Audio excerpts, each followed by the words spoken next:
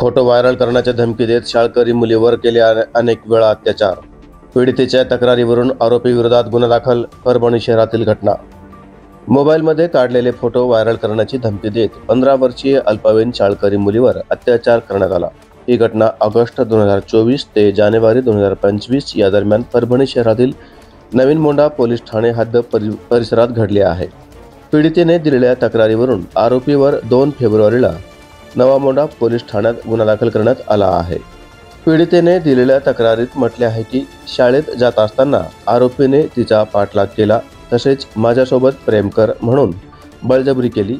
पीडितेने नकार दिल्यावर आरोपीने हाताची नस कापून घेतो अशी धमकी दिली। त्यानंतर आरोपीने पीडितेला वेगवेगळ्या ठिकाणी नेत तिच्यावर बळजबरीने अत्याचार केला।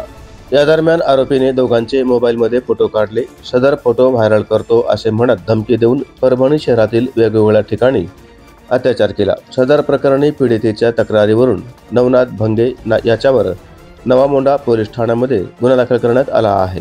पोलीस अधिक तपास करत आहेत। जालना आंदोलन न्यूजसाठी परभणी जिल्हा प्रतिनिधी शेख अहमद यांची रिपोर्ट।